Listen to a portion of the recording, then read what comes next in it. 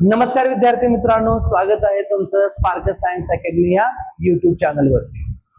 तर काल आपण जो काय क्लास 10 सायन्स पार्ट 1 चा जो सेकंड टॉपिक होता पिरियोडिक क्लासिफिकेशन ऑफ एलिमेंट, त्यामधील आपण डोबर आणि ट्रायड्स काय असतात, त्याची लिमिटेशन्स काय असतात, त्यानंतर त्याचे एक्झाम्पल्स कोणते होते हे आपण कालच्या लेक्चर मध्ये काय केलं होतं, डिस्कस केलं होतं। ओके, तरी तुम्ही सर्वांनी आजचा हा व्हिडिओ लेक्चर पाहण्याआधी जो काय काल आपण व्हिडिओ लेक्चर शूट केला होता, lecture 1 periodic classification of element, okay, त्याचं लेक्चर 1 कंप्लीट करा आणि त्यानंतर लेक्चर 2 ला काय करा, तुम्ही जॉईन करा। ओके, तुम्हाला माहितच आहे की काल सांगितल्याप्रमाणे डोबर आणि लक्षात ठेवायचं, जो काय पिरियोडिक टेबल डिझाइन केला होता त्याची लिमिटेशन्स होती। काय लिमिटेशन होते? All the known elements could not be classified into the Dobereiner triads. ते सर्वच्या सर्व एलिमेंट्स डोबरायनर ट्रायड मध्ये काय बसत नव्हते। मग याला पर्याय काय? तर याला लक्षात ठेवायचं, ओव्हरकम म्हणून एक नवीन शास्त्रज्ञ आले, कोणते? न्यूलँड। त्यांनी काय केलं, एक नवीन पिरियोडिक टेबल डिझाइन केला आणि त्यांनी एक नवीन नियम त्याच्याबद्दल काय केला, सांगितला। मग हा जो पिरियोडिक टेबल आहे, याच पिरियोडिक टेबलला काय म्हणतात? न्यूलँड लॉ ऑफ ऑक्टेव्हज, न्यूलँडचा अष्टकाचा नियम। तर बघा, जो काय आपला डोबरायनर होता त्यानं सुद्धा काय सांगितलं होतं, लक्षात ठेवायचं, जे काही एलिमेंटच्या प्रॉपर्टीज असतात त्या एलिमेंटच्या प्रॉपर्टीज त्यांच्या ॲटॉमिक मासशी काय असतात, रिलेटेड असतात। म्हणजे जे काही गुणधर्म असतील एखाद्या एलिमेंटचे ते त्याच्या ॲटॉमिक मासशी काय असतात, रिलेटेड असतात। हे डोबरायनरनं सांगितलं होतं। इव्हन न्यूलँडनं सुद्धा ते सांगितलं, लक्षात ठेवायचं, जे काही प्रॉपर्टीज ऑफ द एलिमेंट्स आहेत they are related to their atomic mass. म्हणजे ह्यानं काय असं वेगळं सांगितलं का? नाही, यानं सुद्धा काय सांगितलं, लक्षात ठेवायचं, जे काही प्रॉपर्टीज आहेत एलिमेंटच्या त्या प्रॉपर्टीज ह्या कुणाशी रिलेटेड आहेत? Properties of elements are related to their atomic mass. बघा, डोबरायनरनं सुद्धा हेच सांगितलं होतं। काय सांगितलं होतं? एलिमेंटच्या प्रॉपर्टीज त्यांच्या ॲटॉमिक मासशी संबंधित असतात। न्यूलँडनं सुद्धा तेच सांगितलं। एक सायंटिस्ट जॉन न्यूलँड म्हणून सायंटिस्ट आहेत, लक्षात ठेवा, त्यांनी सुद्धा हेच सांगितलं की जे काही प्रॉपर्टीज ऑफ एलिमेंट्स आहेत ते त्यांच्या ॲटॉमिक मासशी काय असतात, रिलेट असतात। मग दोघांमध्ये फरक काय आहे? न्यूलँडनं काय केलं होतं, लक्षात ठेवायचं, जे काही नॉन एलिमेंट होते त्या नॉन एलिमेंटचे ज्यांच्या सेम प्रॉपर्टीज आहेत त्यांचं त्यांनी 3 एलिमेंटचा ग्रुप बनवला होता आणि त्यानं त्याला काय म्हणला होता? ट्रायड। आणि त्यानं काय सांगितलं होतं, जे काय ॲटॉमिक मास आहे मिडल एलिमेंटचं, हे फर्स्ट आणि थर्ड एलिमेंट ह्या दोघांच्या ॲटॉमिक मासच्या जवळपास ऍव्हरेज ॲटॉमिक मास एवढं असतं। कुणाचं ॲटॉमिक मास? मधल्या एलिमेंटचं, बरोबर आहे। मग न्यूलँडनं काय केलं, लक्षात ठेवायचं, जे काही नॉन एलिमेंट्स आहेत त्या सर्व नॉन एलिमेंट्सला अरेंज केला in increasing order of their atomic mass. सगळ्यालाच लक्षात ठेवायचं, काय केला? ही अरेंज्ड कुणाला अरेंज केला? द एलिमेंट्स त्या काळात जेवढे काही एलिमेंट्स होते सर्व एलिमेंट्सला। ओके, कसं अरेंज केला, लक्षात ठेवायचं, इन इन्क्रीजिंग ऑर्डर ऑफ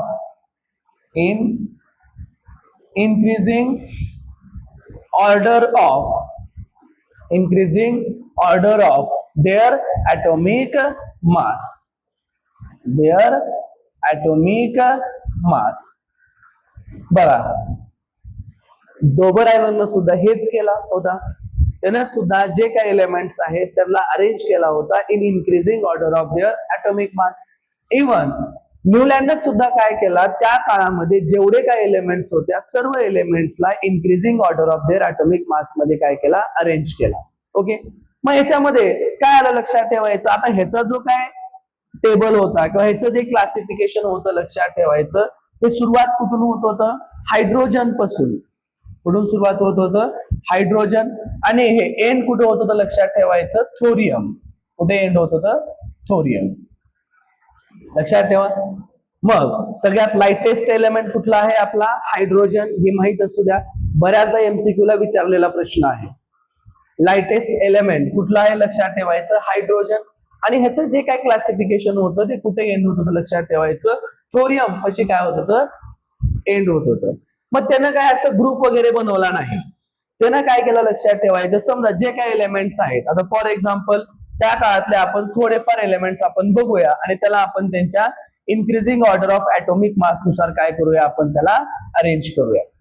मग काय केला मुलांना लक्षात ठेवा. आता समजा हायड्रोजन, त्यानंतर lithium, beryllium, boron, carbon, nitrogen, oxygen, fluorine, neon, okay sorry त्या काळात नोबल गॅसेस अजून डिस्कवर झाले नव्हते, लक्षात ठेवा. Fluorine, sodium, magnesium, aluminium, silicon, phosphorus, sulphur, chlorine, त्यानंतर पोटॅशियम, कॅल्शियम, त्यानंतर आता नेक्स्ट स्कॅन्डियम वगैरे काय नव्हते, जे काय होते ते क्रोमियम, टिटॅनियम, मॅग्नीज, आयरन, त्यानंतर कोबाल्ट अँड निकेल हे तुम्हाला एकत्र बघायला भेटतील.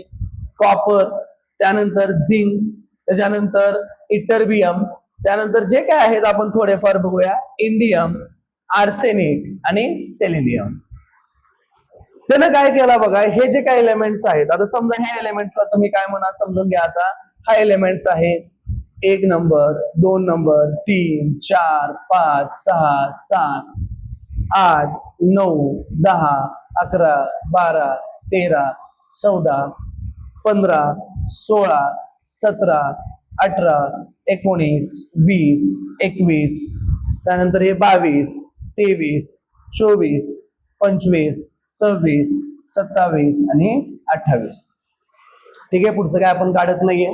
तुम्ही याला काय करू शकता, करत बसू शकता. तुमच्याकडे बुक आहे, तुम्ही बघू शकता.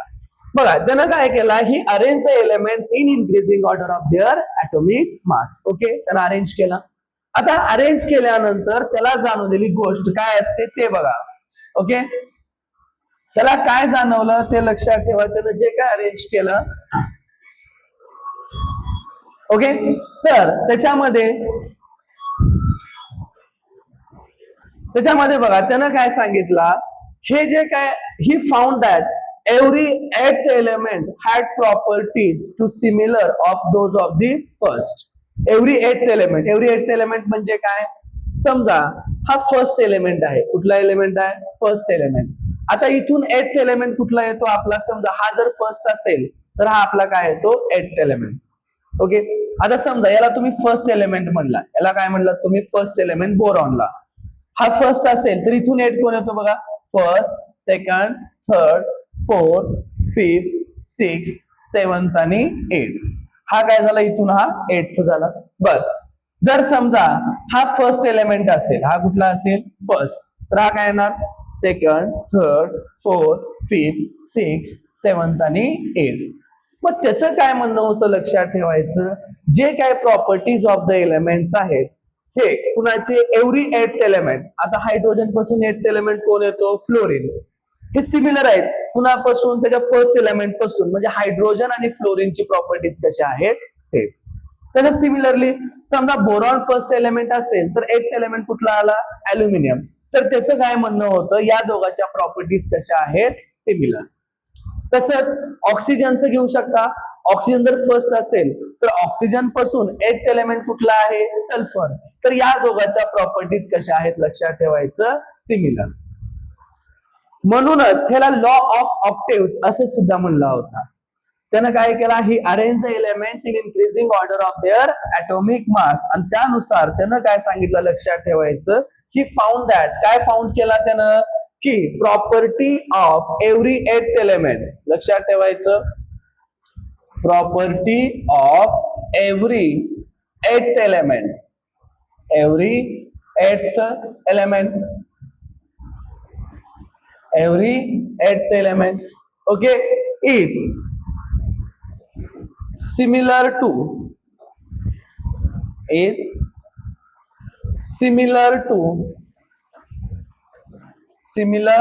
कुणाशी सिमिलर, those of first.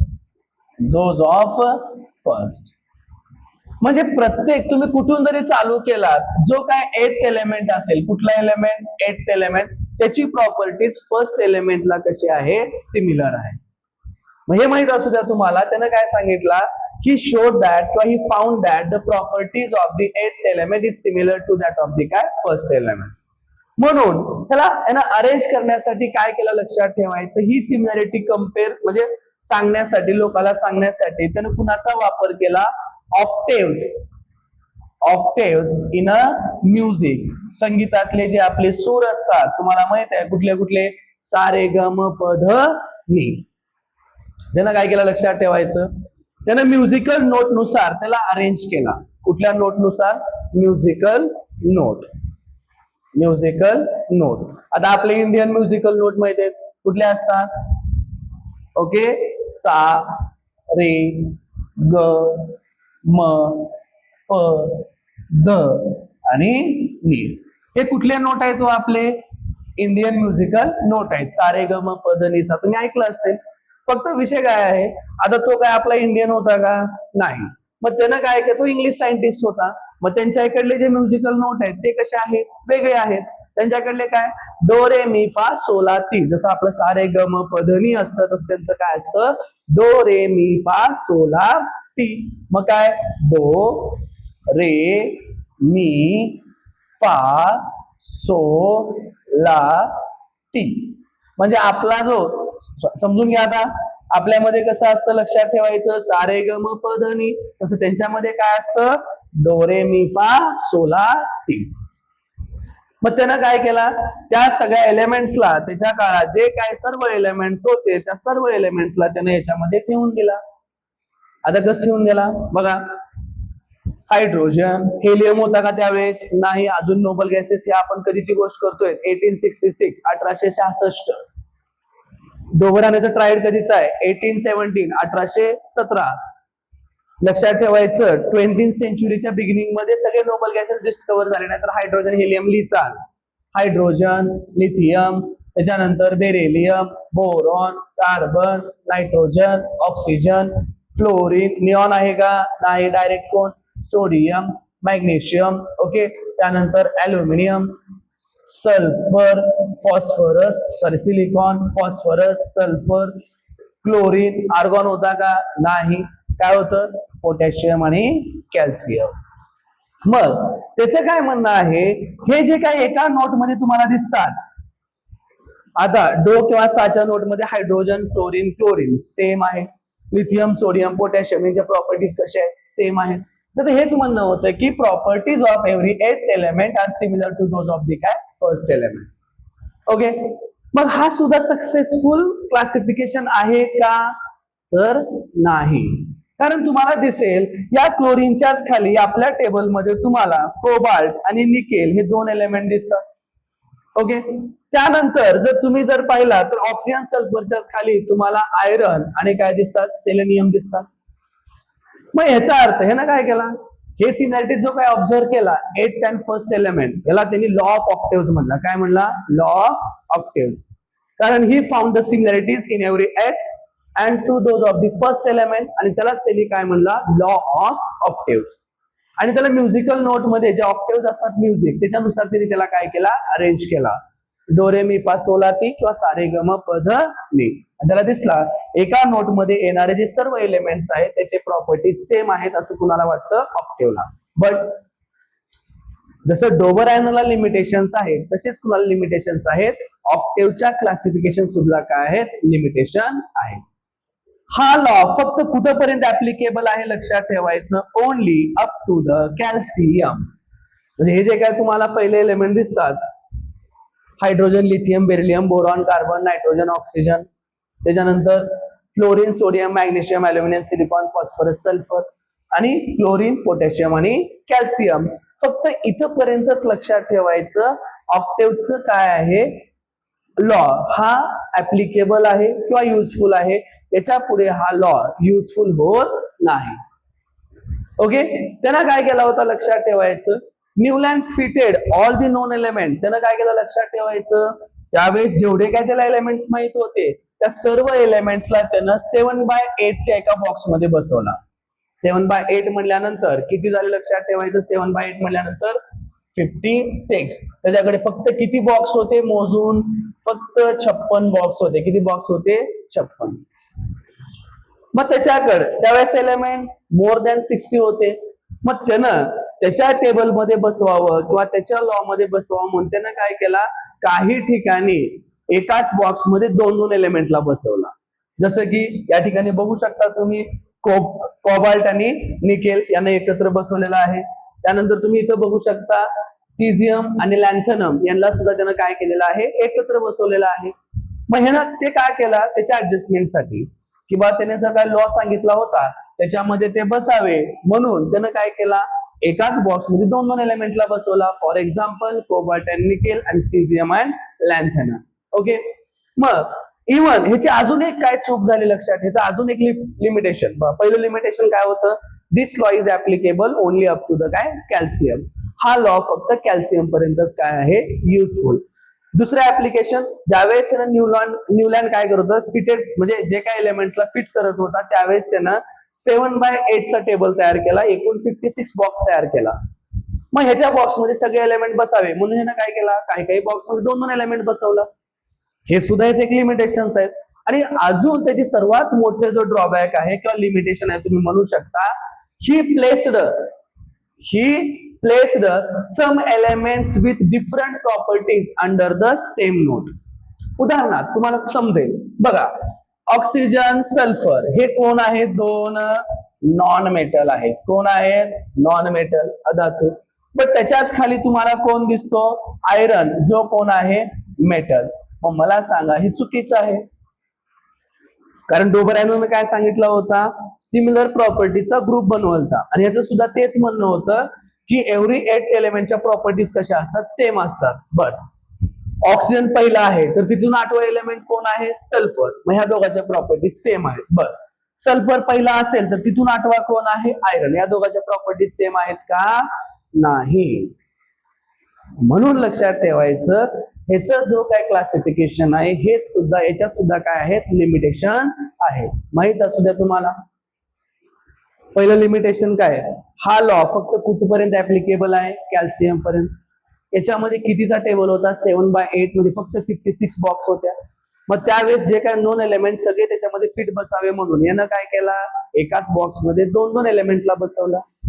त्यानंतर अजून काय, त्यानं सेम ऑक्टेव्ह मध्ये किंवा सेम नोट मध्ये कुणाला बसवला, elements with the different properties. उदाहरणार्थ बघा, ऑक्सिजन सल्फर आणि आयरन हे दोघं नॉन मेटल, हे मेटल.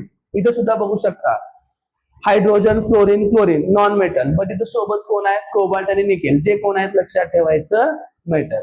ओके. आणि सगळ्यात मोठा ड्रॉबॅक, जे काय न्यूली डिस्कवर्ड एलिमेंट्स आहेत, आता टोटल एलिमेंट किती आहेत, 118 एलिमेंट्स आहेत सध्याच्या काळामध्ये. ज्यावेळेस डोबरॅनोने तयार केला होता त्यावेळेस फक्त किती एलिमेंट्स होते लक्षात ठेवायचं, 30 एलिमेंट्स होते. आता जवळपास न्यूलँड पण डिझाईन करत असताना मोर दॅन 60 एलिमेंट्स होते. मग काय झालं लक्षात ठेवायचं, मग जे काही नवीन एलिमेंट्स येणार होते त्याच्यासाठी लक्षात ठेवायचं, त्याच्याकडे कुठल्याही प्रकारचं प्रोव्हिजन नव्हतं. म्हणजे Newland octaves did not have provision to accommodate the newly discovered element. Okay. आणि जे काय प्रॉपर्टीज, जे काय नवीन एलिमेंट डिस्कवर केले गेले नंतर त्याच्या ज्या काय प्रॉपर्टीज असतात त्या did not fit in the Newland law of the octaves. The properties of the newly discovered element later did not fitted किंवा did not fit in the Newland law of the octaves. हे एक limitation आहे कुणाचं, न्यूलँड law of ऑक्टेव्हचं.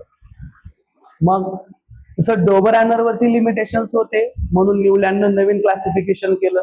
मग तसंच आता न्यूलँडचे limitations तुम्हाला माहित आहेत. मग याच्या ओव्हरकम करण्यासाठी लक्षात ठेवायचं काय केलं, एक नवीन पिरियोडिक टेबल डिझाईन केला जो केमिस्ट्री मधला सगळ्यात लॉंग टर्म चाललेला पिरियोडिक टेबल आहे आणि जो सगळ्यात बेस्ट पिरियोडिक टेबल मानला जात होता जोपर्यंत मॉडर्न पिरियोडिक टेबल आला नाही. आणि तो कुठला आहे, मेंडेलिव्ह पिरियोडिक टेबल. हा सर्वात महत्वाचा पिरियोडिक टेबल आहे. याचे मेरिट्स भरपूर आहेत, तसे डेमेरिट्स सुद्धा आहे. बट तरी सुद्धा याच्या पिरियोडिक टेबलचं लक्षात ठेवायचं एक विशिष्ट महत्व आपल्याला केमिस्ट्रीमध्ये बघायला भेटतं. मग आजच्या लेक्चरमध्ये तुम्ही काय करा, फक्त न्यूलँड लॉ ऑफ ऑक्टेव्स कशाला म्हणतात, न्यूलँडचे पिरियोडिक टेबल कसं आहे ते बघा, त्याचे लिमिटेशन्स काय आहेत ते पाठ करा.